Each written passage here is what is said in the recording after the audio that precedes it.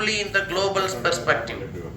ரெஸ்பான்சிபிளா யூனிவர்சலா திங்க் பண்ணி ஒர்க் பண்ணக்கூடிய இன்ஜினியர்ஸையும் டாக்டர்ஸையும் உருவாக்கணும் அப்படிங்கிறது தான் எங்களோட மெயின் மோட்டோ. இதுல ஆக்சுவலா எல்லாரும் பேசும்போது சொல்லுவாங்க அது கிடையாது.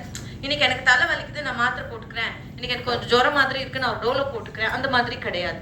இந்த மாதிரியான சைக்கேட்ரிக் டேப்லெட்ஸை ஒரு டாக்டரோட பிரெஸ்கிரிப்ஷன் இல்லாம எடுக்கவும் கூடாது, நிறுத்தவும் கூடாது. ஒரு மாசம் எடுத்துக்கிட்டே இருக்காங்க, திடீர்னு நிறுத்திட்டாங்கன்னா அவங்களுக்கு என்ன பிரச்சனைக்காக அவங்க எடுத்தாங்களோ அதை விட 3 மடங்கு அதிக பிரச்சனைகள் வரும். மென்டல் ஹெல்த் அந்த மாதிரி தான். அதனால நம்ம அதை லைட்டா எடுத்துக்க கூடாது.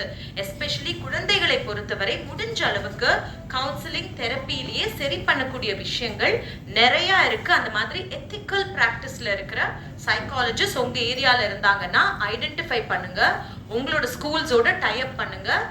ஸோ ஒரு பேரண்ட் கிட்ட நீங்க சொல்லும் போதும் நான் சைக்காலஜிஸ்ட் கிட்ட கவுன்சிலிங்க்கு தான் குழந்தை போறாங்கிறத சொல்லலாம். இங்க இருக்கிற எத்தனை பள்ளிக்கூடங்கள்ல கவுன்சிலர்ஸ் ஆல்ரெடி இருக்கிறாங்க? சொல்லுமா சும்மா சொல்லு. நான் வேற சும்மா சொல்லுங்க. வேற என்னெல்லாம் தோணும்? இல்ல திடீர்னு ஒருத்தவங்க கேக்குறாங்க எப்படி இருக்குது சூழலுக்கு. ஓ, நீங்க அதெல்லாம் யோசிப்பீங்களா?